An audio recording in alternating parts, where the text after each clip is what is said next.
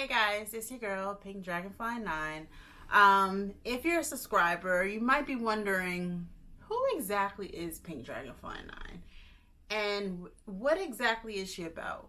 And if you're not a subscriber, what are you waiting for?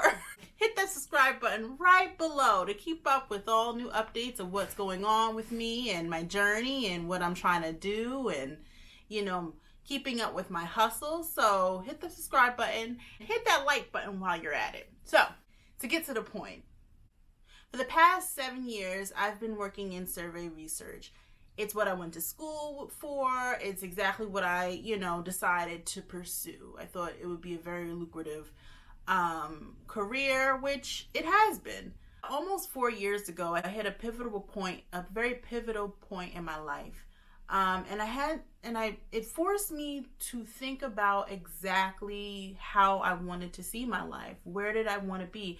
Was I on the right path? Did everything feel right? And quite frankly, after I looked at all of that, I was just kind of like, no, this is cool, but I want something more. I want something that speaks to my soul. And after doing research and learning more and just finding out more, I decided that I wanted to pursue farming, which is kind of like, I know you're like, girl, what? Like, where did that come from? I decided to pursue farming because I realized that agriculture is such an important aspect of our lives. It's the very essence of our lives, even if we don't realize it in our day-to-day. And learning more about just what that meant in terms of cultures and all like that. A lot of times food tends to be the center of everything, but people don't realize how important learning about our food system is, how important understanding what drives our food systems, and who's the players behind all of that. I mean, we go to the grocery stores and we pick up our produce and our food, and then we purchase our items and go about our business. But quite frankly, once upon a time, that wasn't an option for people. People had to grow their own food. And I think sometimes we take that for granted. And when I started to really think about it from that point of view, I was like, I want to learn more about this. And at some point I said, you know what? I want to become a farmer, Do I see myself as somebody who owns like 1,000 acres and, has a crew and, and pretty much their drive is the absolute yield, the production? No, I don't see myself as that person. Not right now at this point, at least. I see myself more in terms of like learning how to grow things in smaller spaces, like things that are realistic in terms of the everyday people, right? Most people don't have 1,000 acres to farm on. Most people just have their backyards. And I decided that I wanted to learn more about urban farming. Urban farming doesn't necessarily have to be in a city, but it is small scale farming. That's essentially what it is. And I think that everybody could possibly do it. So I decided to look at programs, and I actually found a program in New York City that teaches farming and farming skills, creates a network, community. And I was like, oh, I could do this. It's crazy because in my early 20s, I thought about it. I was like, I could see myself owning a farm. I really could. But I was like, well, I'm not moving to the middle of nowhere and learning how to farm. I'm be the only Black person in town. Like, I'm not doing all that. I mean, that was my mindset. I was just kind of like, I'm not uprooting my whole life to do all this. So, I just kind of was like, well, it is what it is. It's a nice dream. Fast forward to, later on in life, and I decided I came back to this idea. And so I actually applied to the farm program in New York City, and I got in, guys. I was like originally like, there's like a 20% acceptance rate, and I got in, and I was so thrilled. I don't even think I was as happy. I mean, I don't think I was excited and thrilled to get into school as I was with farm school. I don't even think grad school or undergrad. I was appreciative, but this was a different kind of feel. This is something that spoke to my soul, not just because I thought it was something that I needed to do in order to move to the next step. This was something that my very essence, my spirit was calling me to do this. So I got in, I started a program, I went for the 2-year program, it's a certificate program, and I'm wrapping it up. I'm actually going to be completing it in the next several weeks, and then I'll have my certificate in urban farming. And what I love about the program is it's heavily rooted in social justice, how agriculture affects everyday people. And that was what was important to me. It's not just about the food, but how it affects who we are. So that's how I came to be. And yeah, I'm excited. I just finished up my apprenticeship at a farm in Queens. That was amazing. I learned a lot. I met amazing people. The people that I've met that are farmers, they truly, truly believe in what they're doing. They love what they do. I actually recently attended a Black Urban Growers Conference, aka BUGS, B-U-G-S. Yes, there is a Black Farmers Conference, and that was held in New York City, and it was amazing because there's all these like really young Black people like trying to like either try to get into farming or they already are farmers, and it was amazing and uplifting. We out here, okay? And a lot of the folks come from urban areas. Of course, there are Black folks who farm that are in rural areas, like down south in the Midwest. We're out here, you know? I just look to the day where there's more of us. I think there's only 2% Black farmers in the United States, something along those lines. So I hope that in the future that number grows. Again, we don't have to have a ton of land to grow our own food or just herbs or, you know, flowers or whatever it may interest you. But I think we can all do a little something, even if it's like a container plant in your windowsill. I think there's something very therapeutic and healing about growing your own plants. There is something nice about it, and this is why I decided to do what I'm gonna do. Anyway, so that's a little bit about myself. I don't think there's a better way of understanding who somebody is, like the very essence of who they are, besides them telling you. But actually looking in their bag, you can really tell who somebody is by looking at what they carry with them every day. It tells you that what's important to them, because you bring the things that you need, and what's going on in their lives. So I said, well, why not, do a throwback? Back in the day, everybody used to do like what's in my bag, and I said, all right, let me do that. Let me do a what's in my bag urban farmer style. Yeah, I like that. So let's check my bag. So let's start with the bag. What exactly do I carry my stuff in? So usually when I was on the farm, I would usually use this this tote bag. Kind of dope, I know. When I saw this tote bag, I was like, oh, this is me. I need this tote bag. So I actually got this tote bag from Tees in a Trap. It is a Black-owned company, so you know what to do. Support. So farmers markets, yoga, and trap music. I do occasionally do the yoga thing, but I need to work on that. But anyway, so this is what I would use. It's super, super durable, and I never had to worry about it getting dirty or anything like that on the farm. Like I would just throw it in the washing machine if it ever got dirty. So that was like when I was on the farm, or if I'm like going to the grocery store and I just need to pick up a few things, I'll use this, or just everyday items. This thing holds a ton. So support Black businesses and check out Tees in a Trap. The link is below. This is my everyday bag. And it's actually made from genuine leather. The company is called Parker Clay, And although it's not a Black-owned company, it's made by artists in Ethiopia.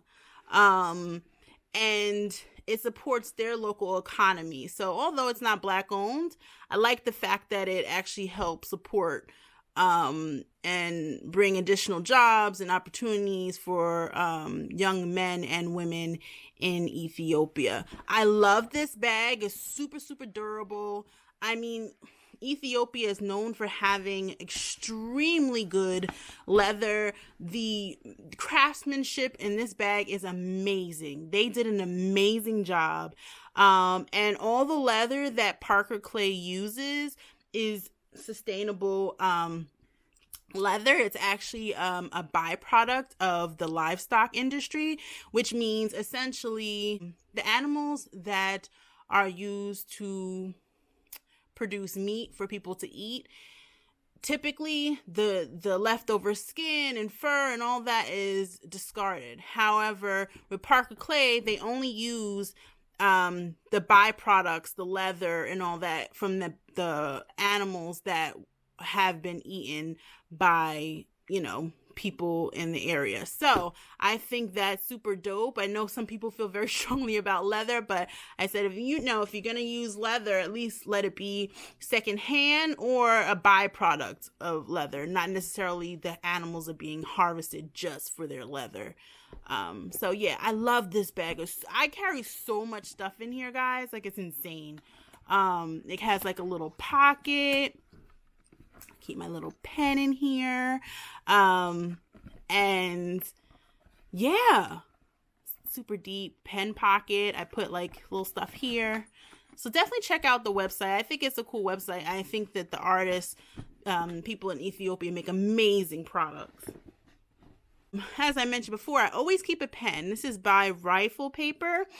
Again, check out the link below. I love their stuff. It's like very flowery and whimsical. It's kind of like my style a little bit.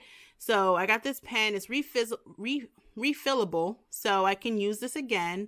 But it's a fine point, which I like fine point pens. So yeah, I always keep a pen on me. Always have a pen. The second item is my beauty bag.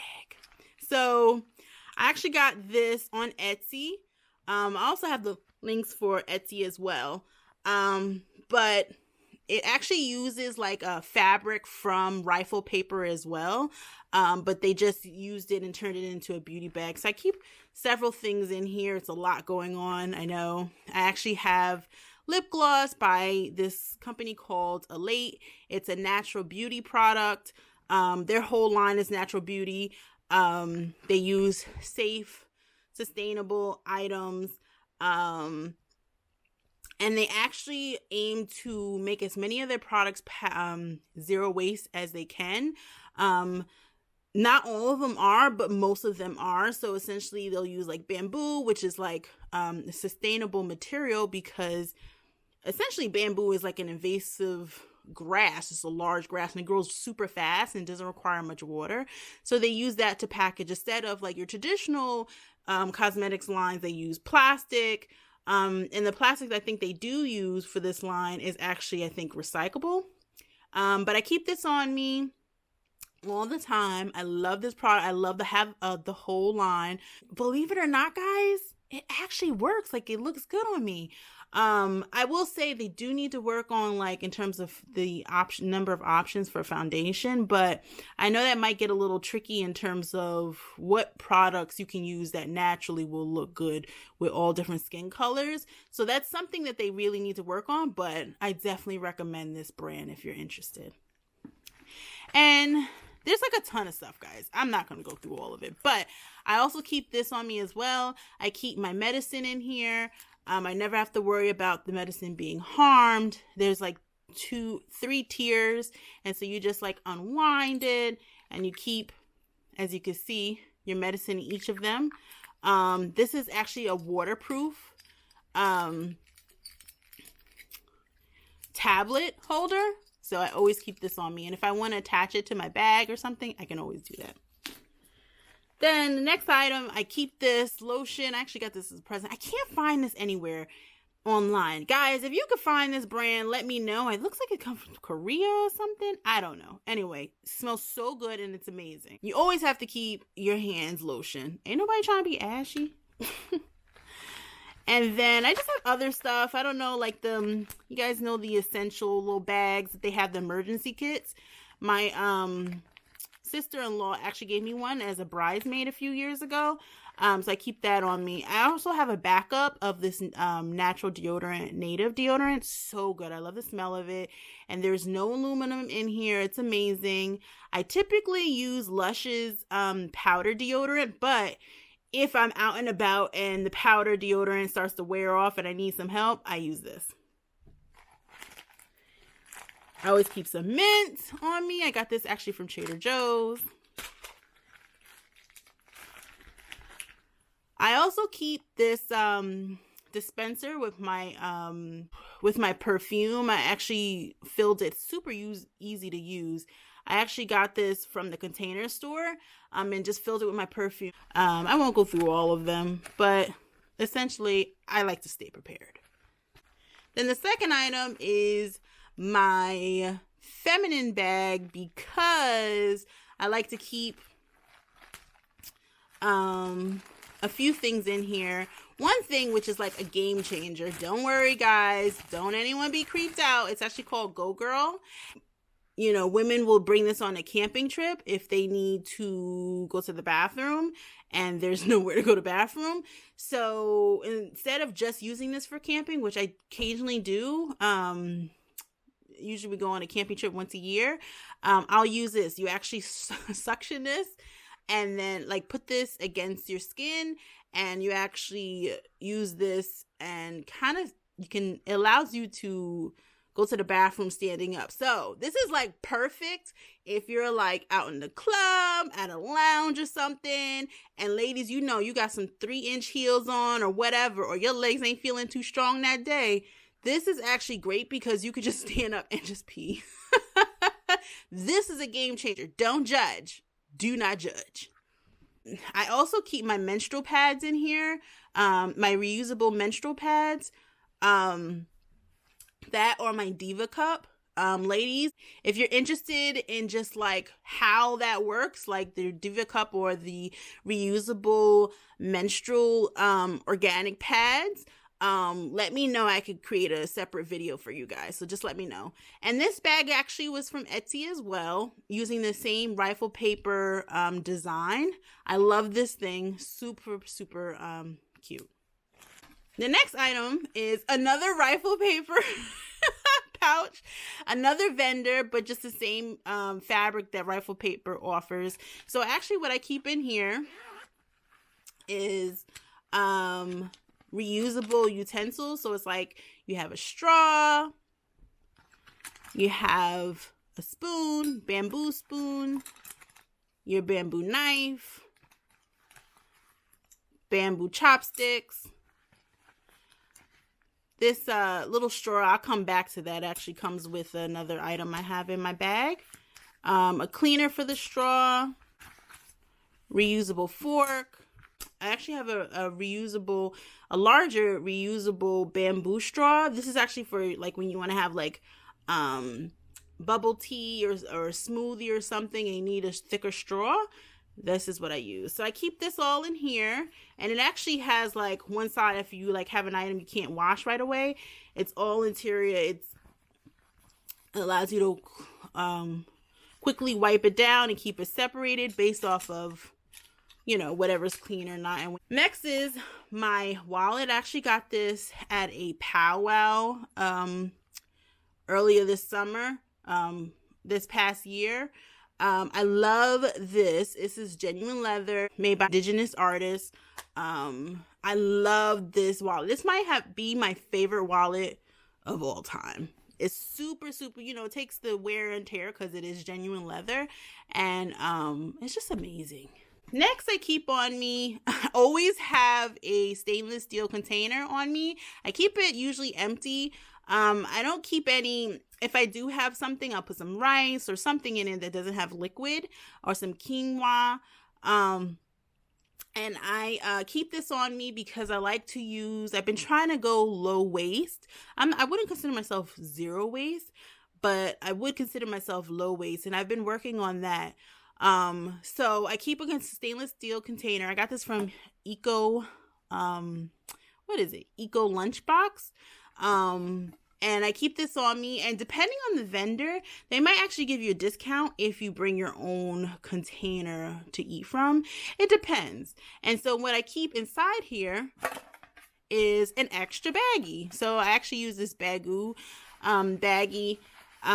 in the event that I have my bag and then I have like pick up some books or something that I want, or, you know, some extra groceries, or I find some flowers I want to buy, you know, to put in my apartment. I'll use this like little bag. And it's super helpful because you could just stash it away and put it somewhere, and it's waterproof and all those good things, and you can still wash it. The next item I keep on me is my ID card. I keep my ID in here for work, and my MTA card. So I just keep this on my neck, and I always have it accessible. So this is when I go into the office, I'll usually use this. I got this from Kate Spade. Super cute. It's a little worn. Clearly I use it a lot, but I'm like, just because I'm wearing an ID doesn't mean it has to be ugly. It could still be cute. So I just have this little kitten ID thing. Next, so Black Girl Sunscreen. Yes, you heard it. Black Girl Sunscreen. So this is actually a Black-owned company. You know what to do. Check it out. Support Black businesses. Generally, when you put them on, people with darker complexions will have all these smears all over, you know, their skin, because it's just our skin is darker. And I got this after I had my annual physical with my doctor, and he recommended that I get sunscreen, especially being a farmer and being out, and being out in the sun for extended periods of times puts my skin at risk. I know people be like, oh, well, I'm Black. My skin can't get damaged. I can't get skin cancer. Do not believe that. Although it's less likely, doesn't mean it's impossible. And so this product actually uses natural ingredients, jojoba and avocado oils. It's water resistant for 80 minutes. It does not leave any residue. I love this product. This is what I would use when I was at my apprenticeship, and just keeping my skin protected. Next item is my tech bag. So I actually think I bought this on Amazon. I think I bought this from. I don't know. The link will be below. So in here, super cute. I keep my power charger, extra cords, as you can see, from my phone, from my cell phone, my iPhone. And this is for my to charge my power bank. So this one I got from Apple. It's Mophie, but it's a separate brand, I think. But this will last me about 2.5 charges from my iPhone. I have an iPhone 8 Plus.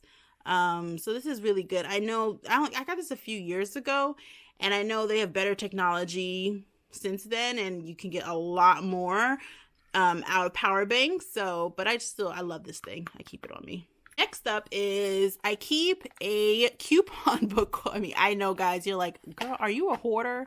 So I always keep this on me, and I like to organize it because I was trying to like keep coupons and save money, especially while I'm preparing like for NACA and trying to save money.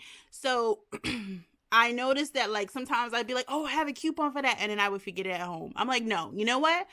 Never again. I'm not going to forget my coupons. So all my coupons, when I get them, I put them in here, and I divide up by food, drugstore, restaurants, things of that nature, car, and I keep this on me at all times. I think I got this thing off from Amazon as well. Anyway, I'll put the link down below.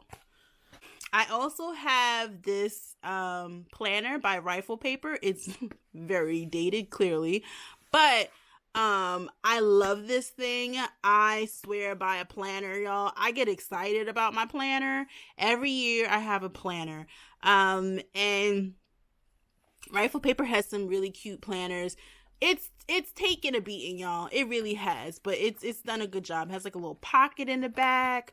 And I keep this organized, like for things that use this as an organizer for, you know, my 9 to 5 work obligations and my farm school obligations and just other things that I have going on. I keep everything in my planner. If it's not in my planner, we got a problem. Then next up is this silicone cup. Yes, this is the cup. So like I said before, I've been trying to do this low waist thing, and this is actually by a company called Stojo, and they make these silicone cups that are expandable. So essentially, how you open it is you twist off the top, and on the bottom is this plastic thing that keeps everything in line. So once you've done that, you actually expand it out like this. Turn it over. Put whatever you need to put in here, whether it's coffee, tea, juice, or whatever. And then the item that was on the bottom, you actually put this above here.